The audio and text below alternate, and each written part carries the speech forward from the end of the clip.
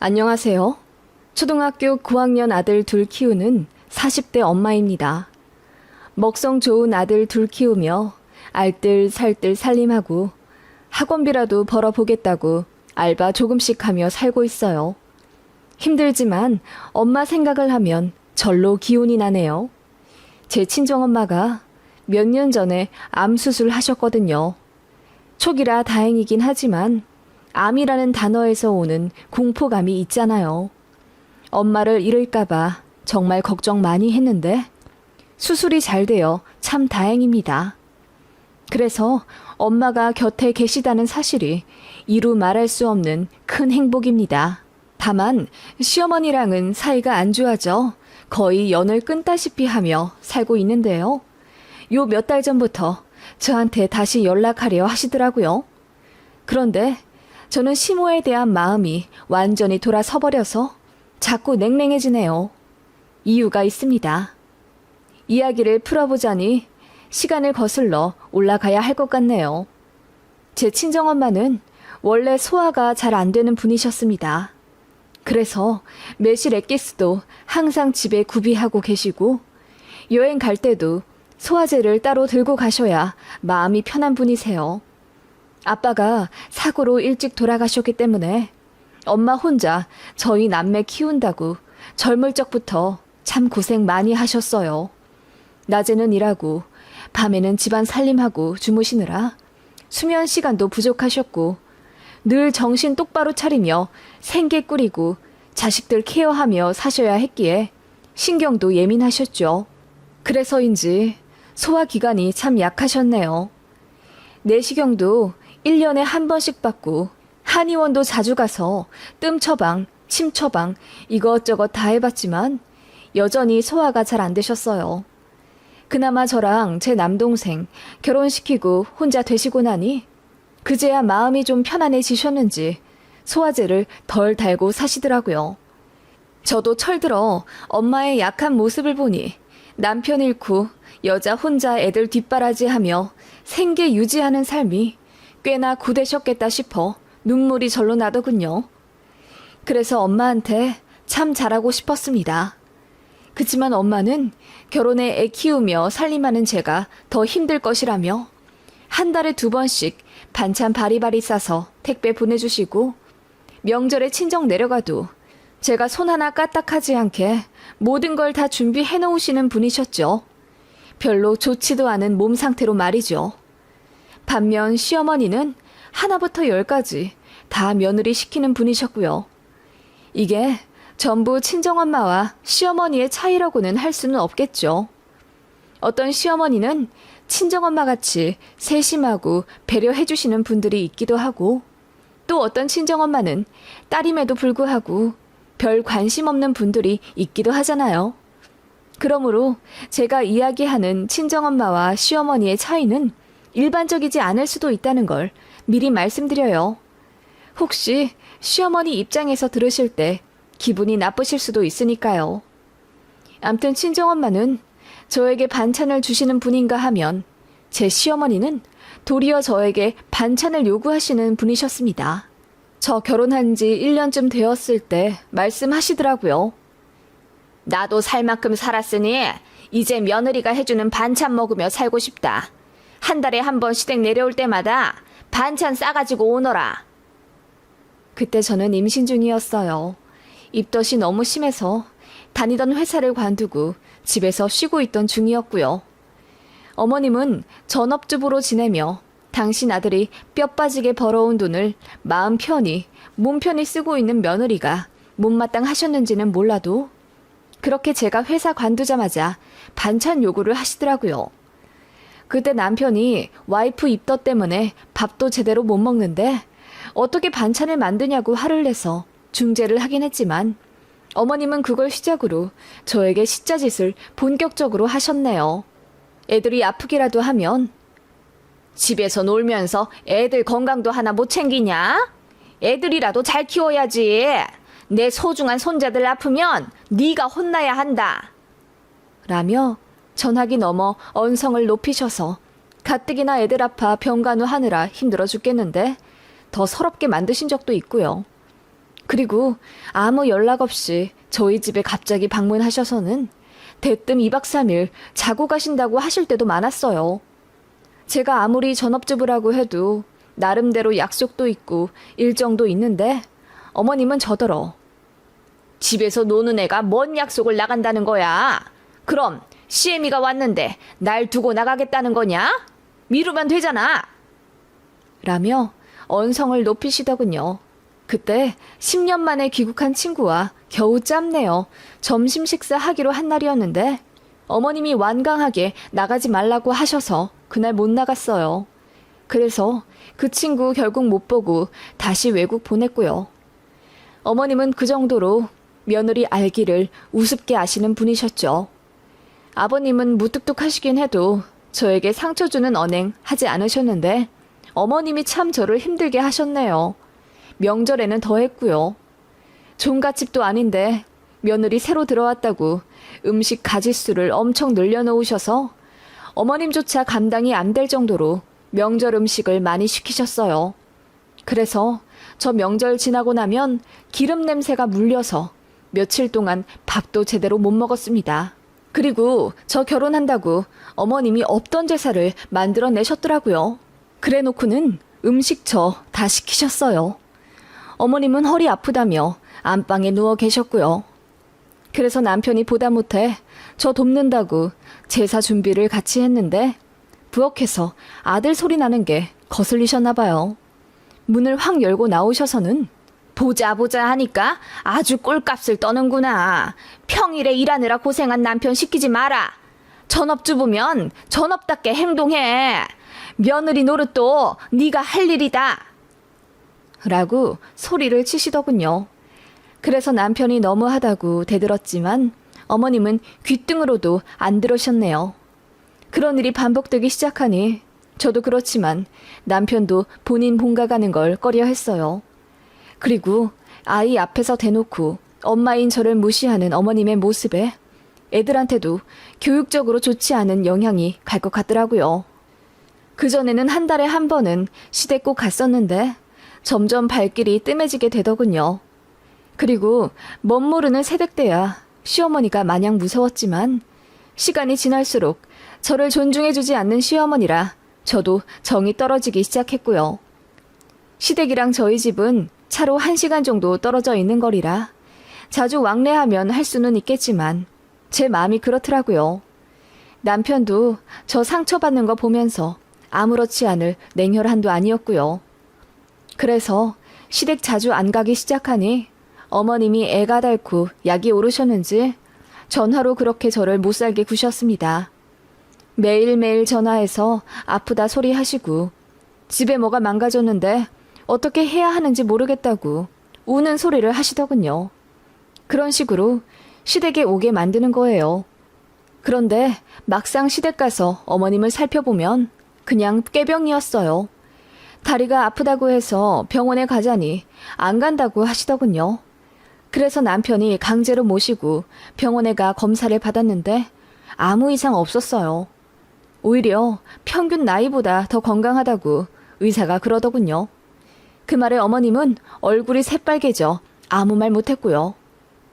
열이 난다, 손가락이 아프다, 등이 아프다 등등 전부 가보면 거짓말이었고 뭐가 망가졌다는 것도 어머님이 전선 빼놓고 딴소리 하시는 거였어요.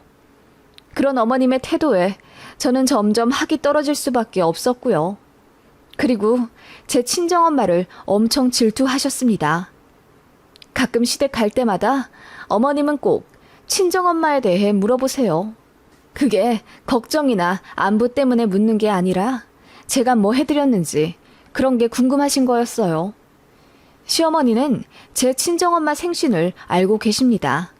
달력에 항상 적어 놓으세요. 생신 축하한다고 문자 한 통 넣으시는 것도 아니면서 그러세요. 이유는 제가 친정엄마 생신 때 뭐 해드렸는지 잊지 않고 물어보기 위함이었습니다. 친정엄마 생신 지나고 시댁에 가게 되면 어머님은 저를 붙잡고 꼬치꼬치 물어보세요. 이번 엄마 생신 때 뭐 해드렸냐? 이번에 필요하신 거 없다고 하셔서 현금 드렸어요. 얼마나 해드렸는데? 20만 원이요. 뭐?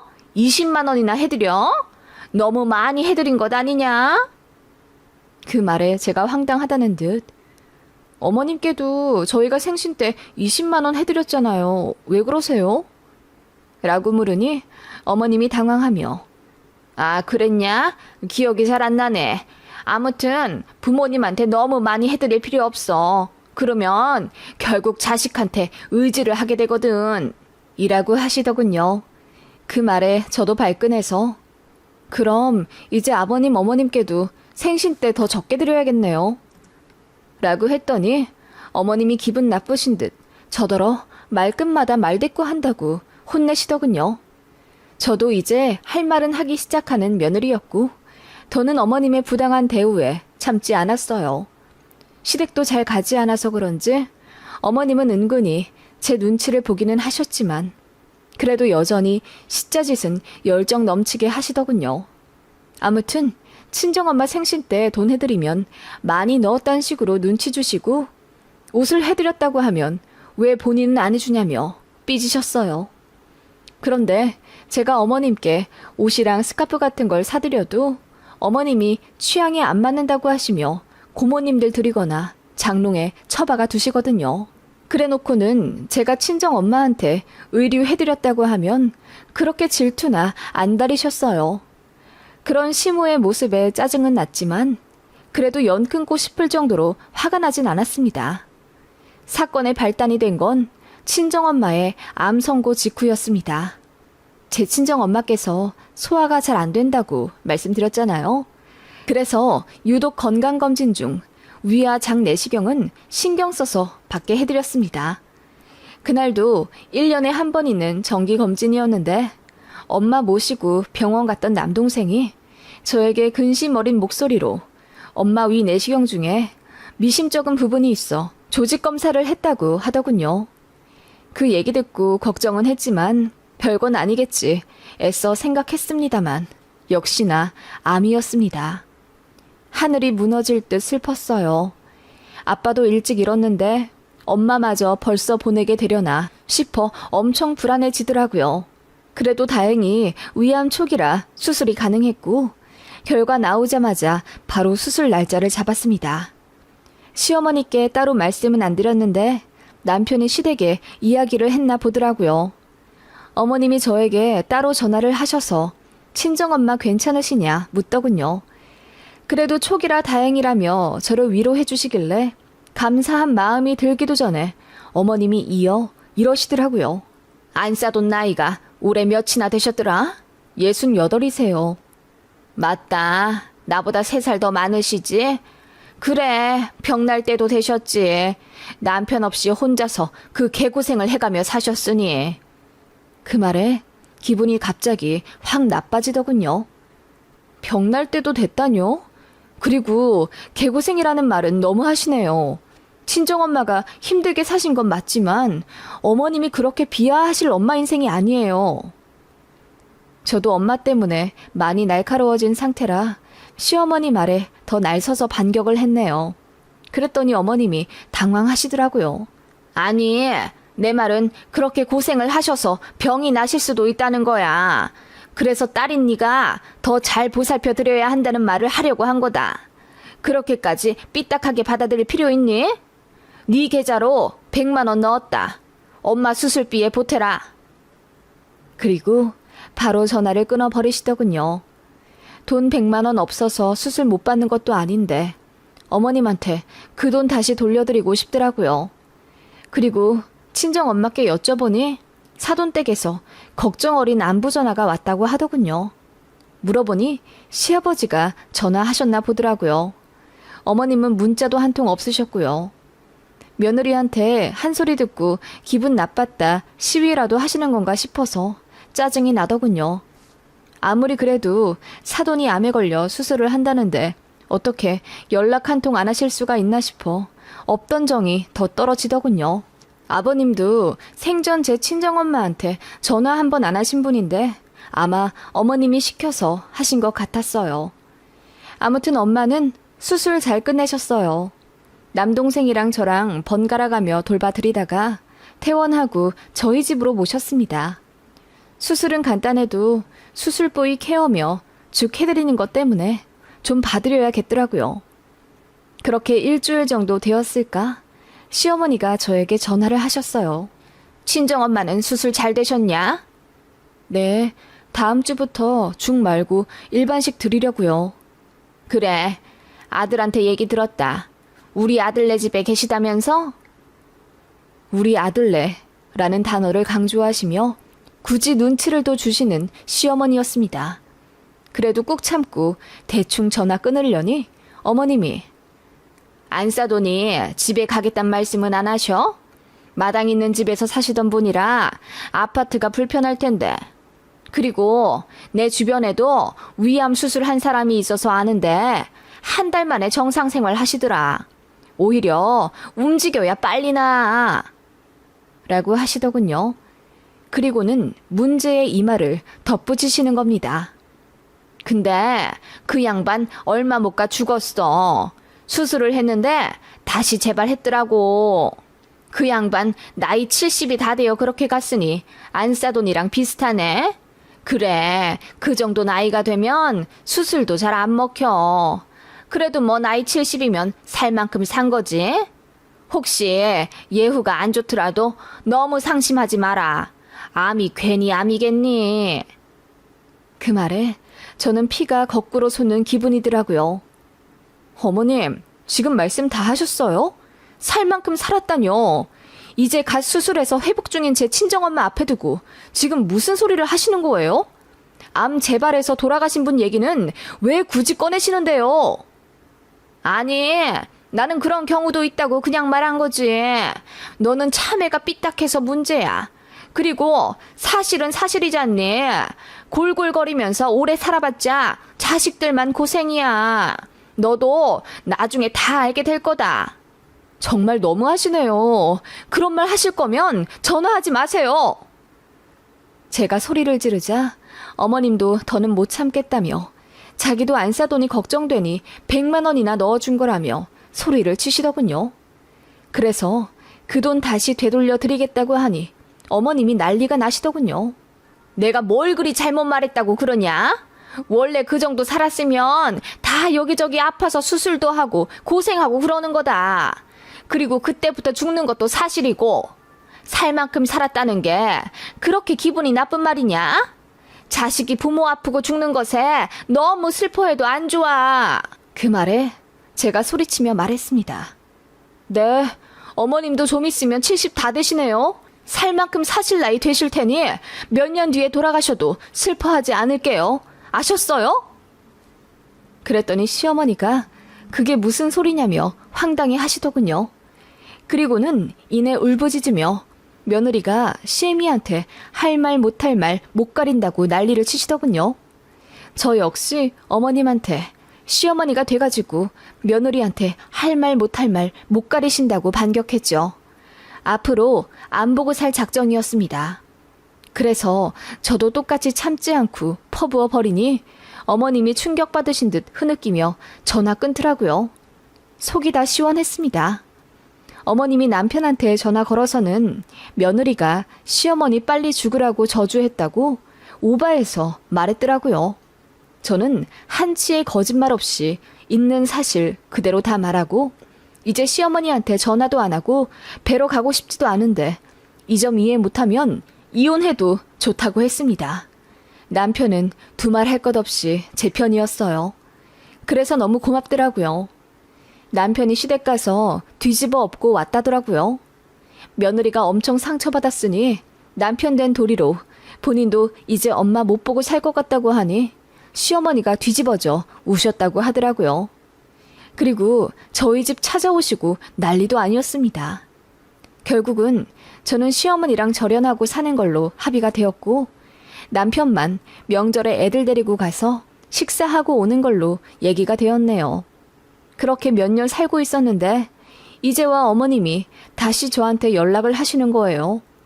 본인 여기저기 아프기 시작하니 며느리가 이제와 아쉬우신 건지도요. 상처 준 며느리 마음의 문 열리려면 멀었으니 전화하실수록 반감만 든다고 말했더니 한동안 또 안 하시네요. 저도 좀 유교적이고 예의 차리는 편이라 어른들한테 절대 함부로 하지 않는데 제 시어머니 같은 경우는 정말 잘해드리고 싶지가 않네요. 정이 뚝 떨어져서 마음이 완전히 돌아섰어요.